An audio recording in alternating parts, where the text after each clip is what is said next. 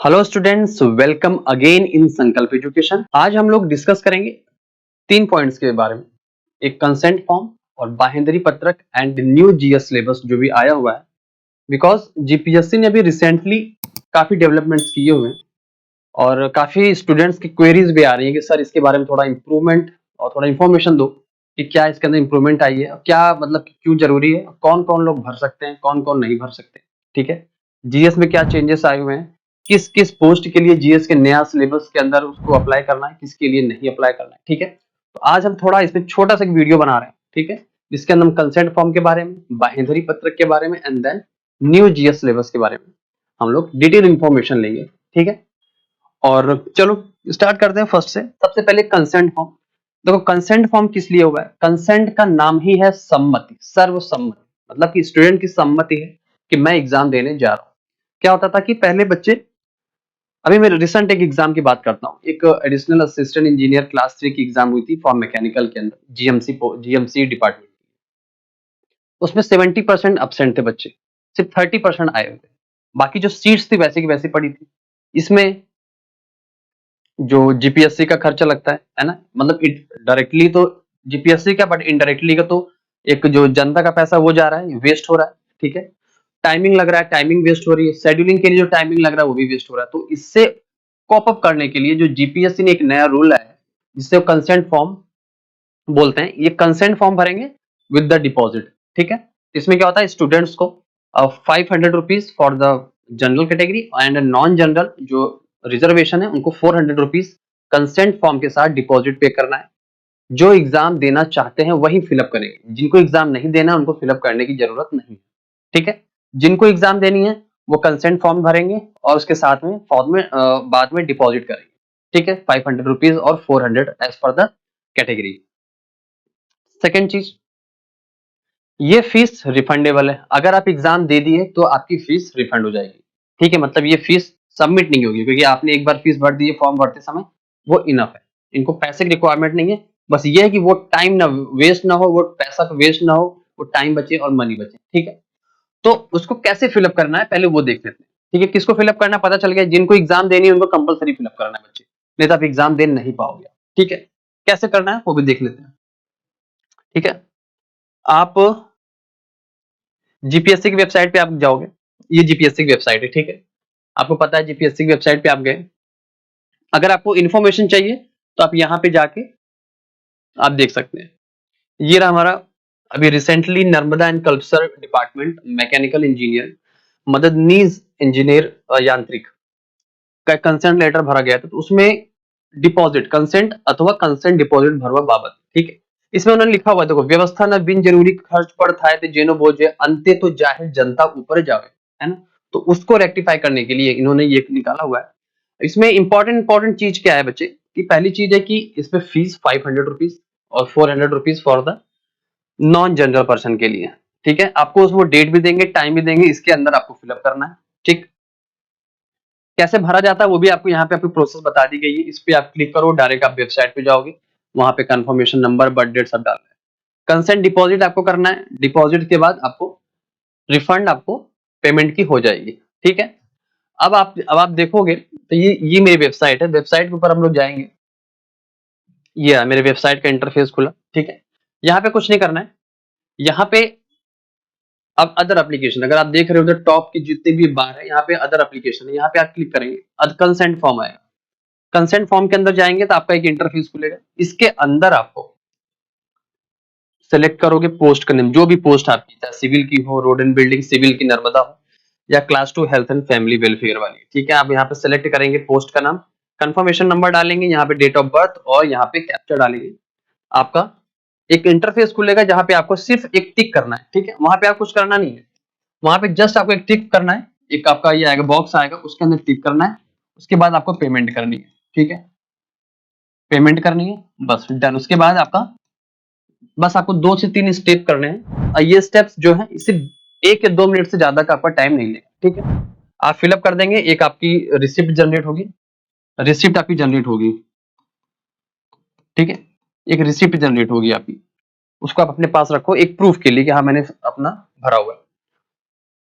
ठीक है, पता चल गया कि कैसे भरा जाएगा। चलो, तो ये all about our consent form कि कैसे हमको फिलअप करना है, किनको भरना है, किनको नहीं भरना है। ठीक है, जिनको नहीं एग्जाम देनी वो अपना फालतू में भरे ना, पैसा वेस्ट ना करे बच्चे। ठीक है, मूव करते हैं नेक्स्ट पे।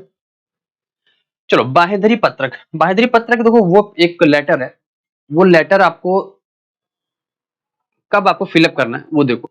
सबसे पहले कि जिनकी अगर एक दिन में, मैं एग्जांपल लेता हूं कि 23 के अंदर, 23 फैब 2025 के अंदर 3 पोस्ट की फॉर द मैकेनिकल इंजीनियर। अगर मैकेनिकल की बात करें तो मैकेनिकल के लिए 3 पोस्ट की एग्जाम उसी दिन होनी है। 3 पोस्ट की जो जीएस का पेपर है वो सेम डेज की होगी, मतलब तीनों का जीएस पेपर सेम है, 3 पोस्ट का सेम जीएस,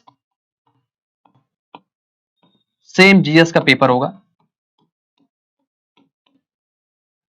23 को। ठीक है, मैं एग्जांपल ले रहा हूं कि 23 फैब को मैकेनिकल की 3 पोस्ट होगी और सेम जीएस पेपर होगा तीनों के लिए। ठीक है, तीनों की जब फाइनल मेरिट बनेगी उसके अंदर इसमें आपने जो मार्क्स लाए होंगे वही मार्क्स तीनों में काउंट किए जाएंगे। ठीक है, अब बाहेंद्री पत्रक क्या होता है? बाहेंद्री पत्रक ये होता है,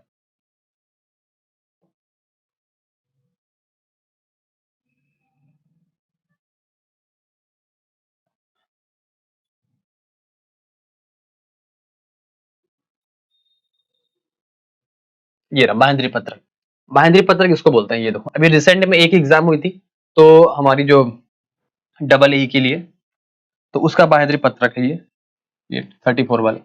तो ठीक है, अगर आपकी उस दिन, अगर आपकी जिस दिन ये एग्जाम हुई, अगर उस दिन आपकी यहाँ पे आपकी एडवर्टाइजमेंट नंबर लिखा रहेगा 1 2 3, अगर आप तीनों एग्जाम के लिए सेम जीएस का पेपर दे रहे हैं तो आपको यहाँ पे लिखना पड़ेगा 29, 34, ठीक है, और 35 ऐसे लिखना पड़ेगा। यहाँ पे आपको जाहिरात का नाम लिखना पड़ेगा, यहाँ कंफर्मेशन नंबर, ठीक है, फिर यहाँ बैठक क्रमांक लिखना पड़ेगा, उम्मीदवार की सही, आपको ये यहाँ पे लिखना पड़ेगा आपको। ठीक है, ये आपको लिखना पड़ेगा। लिखने के बाद आप इसको साइन करके आप अपने एग्जामिनेशन हॉल में जो आपके इन्विजिलेटर है उनको आप सबमिट कर दो अपने पेपर के साथ। ठीक है, तो उनको पता रहेगा कि आप एक एग्जाम दे रहे हो फॉर द 3 पोस्ट के लिए। ठीक है, तो बाहेंद्री पत्रक किनको भरना है? उनको सिर्फ फिलअप करना है जो एक दिन में 3 पोस्ट के लिए सेम एग्जाम दे रहे हैं। ठीक है, जैसे मैकेनिकल वालों को 22 को करना है। ठीक है, उसके बाद अगर और भी कोई हो, मैं तो एग्जांपल लिया हूं जस्ट। ठीक है,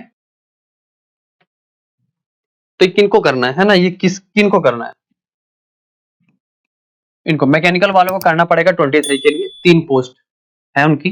एक एक जो पोस्ट है वो जीएमसी एई के लिए है। जीएमसी एई का जीएस का जो पेपर है वो होगा। सेकंड, जो नर्मदा एंड कल्पसर डिपार्टमेंट का ए का पेपर वो भी उसी दिन होगा।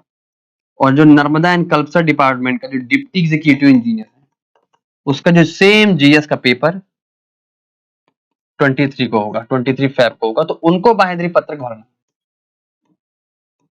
ठीक है, अगर आपका उस दिन सिर्फ एक ही एग्जाम होगी, एक ही पोस्ट के लिए एग्जाम हो, तब आपको भरने की जरूरत नहीं है। ठीक है, और ये हर पोस्ट के लिए अलग अलग बाहेंद्री पत्रक आएगा। ठीक है, चलो, 2 चीज हमारी क्लियर हो गई, एक कंसेंट फॉर्म क्लियर हुआ हमारा एंड बाहेंद्री पत्रक क्लियर हुआ। ठीक है, थर्ड पे आते हैं। थर्ड पे आते हैं जो नया जीएस सिलेबस आया। ठीक है, पहले जो ओल्ड जीएस सिलेबस था, ओल्ड के अंदर गुजराती आती थी हमारी। ठीक है, इंग्लिश का पेपर भी आता था, उसके अंदर इंग्लिश के क्वेश्चंस भी आते थे। ठीक है, उसमें जो जीएस के सिर्फ 30 क्वेश्चन होते थे, 30 मार्क के क्वेश्चन होते थे। बट जो नया आया हुआ है, न्यू सिलेबस आया है, उसके अंदर इंग्लिश, गुजराती ये सब है ही नहीं। ठीक है, इसको उन्होंने निकाल दिया है, जो नया सिलेबस आया हुआ है। अब नया सिलेबस जो है वो मार्च से स्टार्ट हो, जो मार्च के बाद, मार्च से मतलब कि फ्रॉम मार्च से जितने भी एग्जाम स्टार्ट हो रही है,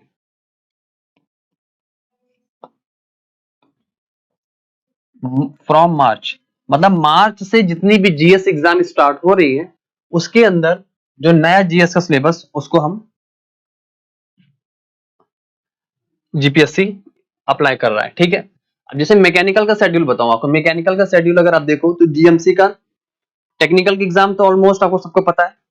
अब जीएस का पेपर जो है देखो सेम है ये, इसके लिए बाहेंद्री पत्रक आपको फिलअप करना पड़ेगा आपको। ठीक है, अब इसके लिए बाहेंद्री पत्रक भी आपको जरूरत पड़ेगी और साथ ही साथ इसका जो जीएस का सिलेबस है वो पुराना ही रहेगा, क्योंकि इसका अभी कोई जीपीएससी ने दिया नहीं है।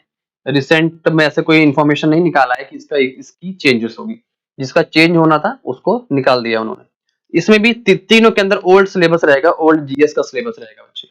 ठीक है, इसके अंदर ओल्ड जीएस, इसके अंदर भी ओल्ड का जीएस और इसके अंदर भी ओल्ड जीएस का आपका पेपर रहेगा। हाँ, जो लास्ट जो executive engineer and deputy executive engineer, इसके लिए न्यू आएगा क्योंकि ये अप्रैल में एग्जाम होना है। तो जो आपका जीएस का नया सिलेबस है जिसमें गुजराती नहीं है, इंग्लिश नहीं है, वो आपको क्लास 1 और क्लास 2 के लिए एप्लीकेबल होगा, बाकी तीनों के लिए एप्लीकेबल नहीं होगा। ठीक है, और इसमें भी एक पोस्ट और रह गई है और एआईएमबी के लिए, और जो एआईएमबी है उसमें तो हमारी जीएस की कोई जरूरत नहीं है। ठीक है, सिविल की बात करते हैं। सिविल के अंदर भी अगर आप देखो तो उन्होंने डेट चेंज की हुई है। पेपर 1 21 की चेंज की हुई है 16, दूसरा 21 की चेंज की हुई है। ठीक है, इन दोनों के अंदर जो डेट चेंज की, इन दोनों में नया पैटर्न लगेगा, न्यू जीएस का पैटर्न लगेगा। ठीक है, इसके अंदर भी नया जीएस पैटर्न, इसके अंदर भी न्यू पैटर्न लगेगा जीएस का। उन्होंने स्पेशली इसको नोटिफाई किया हुआ है। जीपीएससी की वेबसाइट पे अगर आप जाएंगे, इन्फॉर्मेशन डिटेल के अंदर है। और संकल्प एजुकेशन की जो टेलीग्राम चैनल है, अगर आप उसको ज्वाइन नहीं किए, ज्वाइन कर लो, उसमें भी ये इन्फॉर्मेशन हम लोग प्रोवाइड करा दिए। ठीक है, बाकी जो एग्जाम है इसके लिए भी न्यू जीएस का पेपर लगेगा क्योंकि ये अप्रैल में है। ठीक है, खाली एक एग्जाम जो 23 है, जो मैकेनिकल के साथ में होना है, ठीक है, जीपीसीबी का, इसमें ओल्ड जीएस का पेपर आएगा जिसके अंदर गुजराती एंड इंग्लिश है। ठीक है, तो ये थोड़ा शेड्यूल था हमारा सिविल का, मैकेनिकल का।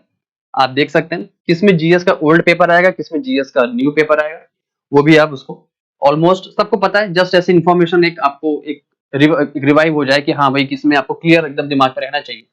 ठीक है, कब कब एग्जाम होनी है, पेपर 2 कब होना है, कब पेपर 1 होना है, सिविल के लिए भी मैकेनिकल के लिए भी।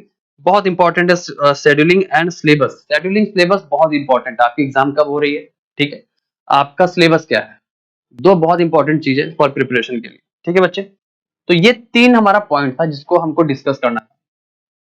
कंसेंट फॉर्म, बाहेंधरी पत्रक, थर्ड हमारा जीएस का जो हमारा नया सिलेबस आया हुआ वो किस किस पोस्ट के लिए अप्लीकेबल है। ठीक है, कंसेंट फॉर्म आपको पता चल गया। कंसेंट फॉर्म उनको भरना है जिन जो एग्जाम देना चाहते हैं। कभी कभी एग्जाम आदमी प्रिपरेशन नहीं हो पाती, कहीं जॉब कर रहे हैं, कुछ भी कर रहे हैं, प्रिपरेशन नहीं हो पाई, तो आदमी को एग्जाम नहीं देना है। तो नहीं देना तो उनको कंसेंट फॉर्म नहीं भरना है, क्योंकि कंसेंट फॉर्म के अंदर फीस है। डिपॉजिट आपको करवाएंगे 500 रुपीज और 400 रुपीज। तो जिनको एग्जाम देनी है वो अपनी फीस भरे, डिपॉजिट करें, एग्जाम देके आए, एग्जाम के बाद वो रिफंड पैसा आ जाएगा। ठीक है, क्लियर। सेकंड, बाहेंधरी पत्रक। बाहेंधरी पत्रक सिर्फ उनके लिए है जो एक दिन में 2 से ज्यादा पोस्ट के लिए एग्जाम दे रहे हैं। जैसे 23 फरवरी के अंदर 3 एग्जाम होगी मैकेनिकल के लिए, तो उनको जरूरत पड़ेगी, उसके अंदर तीनों अलग अलग पोस्ट आपको लिखना पड़ेगा। ठीक है, कि आप जीएमसी के लिए दे रहे हैं, नर्मदा के लिए दे रहे हैं, डिप्टी एग्जीक्यूटिव के लिए दे रहे हैं। ठीक है, और जिनकी एक पोस्ट है, एक पोस्ट की एग्जाम दे रहे हैं, जिसे 23 को एक ही एग्जाम है। जैसे सिविल की अगर देखो तो जीपीसीबी की ही एक ही पोस्ट की एग्जाम हो रही है, तो उनको भरने की जरूरत नहीं है। ठीक है, थर्ड मेरा जो जीएस का सिलेबस जो न्यू आया हुआ है, न्यू सिलेबस वो मार्च के बाद जितनी भी पोस्ट आ रही है, मार्च से ही स्टार्ट कर रहे हैं जितने भी पोस्ट, क्योंकि 16 मार्च को अभी सिविल का नया शेड्यूल किया हुआ है, वहां से जीएस का नया सिलेबस स्टार्ट हो जा रहा है। ठीक है, लेकिन जो 23 फेब को जो एग्जाम होने वाली है मैकेनिकल की तीनों, उसके अंदर एग्जाम के सिलेबस में कोई भी चेंजेस नहीं है। ठीक है, हाँ, और लास्ट एक और इम्पोर्टेंट एडवांसमेंट आई हुई है। जीपीएससी का एक न्यू नोटिफिकेशन आया हुआ है, ये शायद एक कल या परसों आई है, आज ही आई हुई है, मुझे पता नहीं। बट उन्होंने एक फॉर द सिविल इंजीनियर्स के लिए उन्होंने सेम सिलेबस निकाला हुआ है कि अब से सिविल इंजीनियरिंग की कोई भी एग्जाम होगी, सबका सिलेबस सेम रहेगा, इररिस्पेक्टिव ऑफ पोस्ट, चाहे क्लास 1 हो, क्लास 2 हो, क्लास 3 हो, कोई भी डिपार्टमेंट हो, कोई भी महानगर पालिका हो या हमारा बोर्ड हो या गवर्नमेंट की प्योरिटी एग्जामिनेशन हो। ठीक है, सबका इंजीनियरिंग का जो टॉपिक का सिलेबस है वो सेम रहेगा। ठीक है, तो ये भी आप देख लो, वो भी हमारे टेलीग्राम चैनल पे डाल दिया गया है, आप वहां से भी उसको चेकआउट कर सकते हैं। ठीक है, तो बच्चों ये हमारी आज की जितनी भी थी इंफॉर्मेशन जो बच्चों को थोड़ा प्रॉब्लम क्रिएट कर रही थी। ठीक है, तो एक जरूरी भी था कि वीडियो एक लाया जाए जिससे बच्चों से थोड़ा कम्युनिकेशन होता रहे, कांटेक्ट मिलता रहे कि ठीक है। तो बच्चों इसी के साथ आज का जो सेशन हम यहीं पे एंड करते हैं। और अगर आपको और भी किसी चीज के ऊपर टॉपिक पे आपको वीडियो चाहिए कि इसमें आपको प्रॉब्लम आ रही है सर, इसका हमको इन्फॉर्मेशन चाहिए, तो आप हम लोग को सजेस्ट कर सकते हैं यूट्यूब लिंक के अंदर, या तो आप टेलीग्राम चैनल पे, या तो बाय एनी मीन्स, तो हम लोग उसको एक देख कर उस पर एक प्रॉपर एक वीडियो बना के आपकी जो प्रॉब्लम है उसको सॉल्व जरूर करेंगे। ठीक है, इसी के साथ रखते हैं। जय हिंद, जय भारत।